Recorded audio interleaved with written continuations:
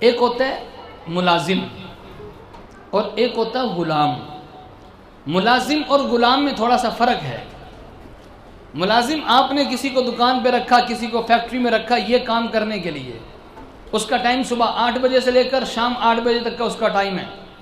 آپ نے بتا دیا کہ بھائی یہ تیرا کام ہے اور یہ تیرے پیسے ہیں۔ اب اس آپ ملازم سے، اس نوکر سے آپ وہی کام لوگے جس کام کے لیے آپ نے اس کو رکھا ہے۔ آپ اس سے نالی نہیں صاف کرواؤ گے، اس سے گٹر نہیں صاف کرواؤ گے، اس سے کوئی اور کام نہیں لوگے۔ اس نے کہنا جناب مجھے جس کام کے لیے رکھا میں تو وہی کام کروں گا، میں یہ کام کرنے کے لیے یہاں پہ آیا ہوں۔ تو ایک ہوتا ہے ملازم نوکر اور ایک ہوتا ہے غلام۔ غلام ملازم اور نوکر سے بھی ایک اوپر کی چیز ہے کہ غلام وقت کا پابند نہیں، اس کا آقا جب چاہے اس سے کام لے لے، چونکہ وہ تو آقا کا ہے، اس کو اپنا اختیار ہی کوئی نہیں، اور آقا جو چاہے کام لے سکتا ہے، چونکہ وہ اس کا آقا ہے، اس کا مالک ہے، اپنے غلام سے جو چاہے کام لے سکتا ہے، لیکن اپنی عبادت پھر بھی نہیں کروا سکتا۔ جو مرضی کام لے سکتا ہے اور جس ٹائم مرضی لے سکتا ہے، لیکن اپنی عبادت وہ یہ نہیں کہہ سکتا کہ مجھے سجدہ کرو کہ تم میرے غلام ہو۔ غلام ہوگا ضرور ہوگا، لیکن سجدہ کرنا تو جائز نہیں ہے نا مالک کو۔ ہاں ایک اس سے بھی اوپر کی چیز ہے عبد، جس کو بندہ کہتے ہیں۔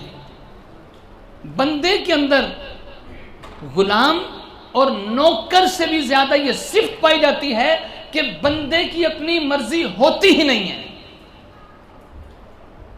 اللہ رب العزت نے نبی پاک صلی اللہ علیہ وسلم کو قرآن پاک میں اپنا بندہ کہا۔ سبحان الذی اسری بعبدہ، پاک ہے وہ ذات کہ جو راتوں رات اپنے بندے کو لے گئی۔ اور یہاں بندے سے مراد کون ہے؟ بولو کون ہے؟ اشہد ان لا الہ الا اللہ اشہد ان محمدا عبدہ۔ یہ جو عبدیت ہے یہ غلام سے بھی اوپر کی چیز ہے اور نوکر اور ملازم سے بھی اوپر کی چیز ہے۔ یہ عبدیت بڑا اونچا مقام ہے۔ بات معراج کی آئی تھی تو اللہ نے حضور کو عبد کہا، بندہ کہا، اور جب بات معراج کی نہیں آئی اللہ نے حضور کے القابات ذکر کیے، انا ارسلناک شاہدا ومبشرا ونذیرا وداعیا الی اللہ باذنہ وسراجا منیرا۔ اے پیغمبر ہم نے آپ کو مبشر بنا کے بھیجا، ہم نے آپ کو نذیر بنا کے بھیجا، ہم نے آپ کو سراج بنا کے بھیجا، ہم نے آپ کو منیر بنا کے بھیجا۔ حضور کے القابات ذکر کیے ہیں، لیکن جب بات معراج کی آئی اللہ نے حضور کے القابات نہیں، حضور کی عبدیت کو بیان کیا، چونکہ جو عاجزی عبدیت میں ہے اور کسی بھی چیز میں نہیں ہے۔ تو ہم اللہ کے بندے ہیں، ہم اللہ کے بندے ہیں، اور عبدیت کا مطلب یہ ہوتا ہے کہ بندہ اپنی میں کو فنا کر دے اللہ کے حکم میں، بندہ اپنی میں کو فنا کر دے پیغمبر کے حکم میں، یہ ہے عبدیت۔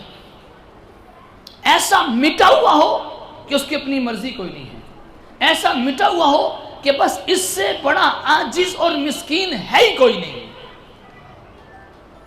عبادات میں سب سے اہم عبادت نماز ہے، اور نماز میں حکم کیا ہے؟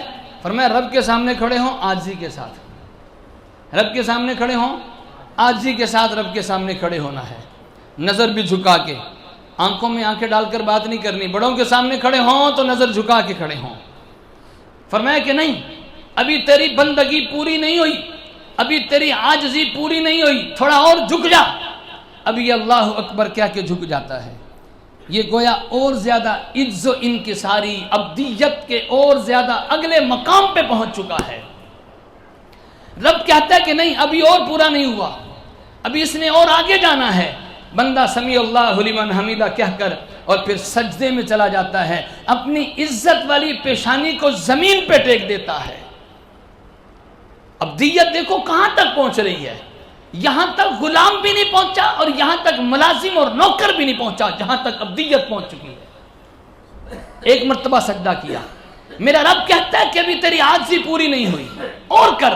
رب کیسے کروں؟ اس سے نیچے تو جگہ ہے کوئی نہیں۔ میرا رب کہتا ہے اس سے نیچے جگہ تو کوئی نہیں ہے، چلو اٹھ کے ایک مرتبہ پھر سجدے میں چلا جا۔ یہ ہے ابدیت.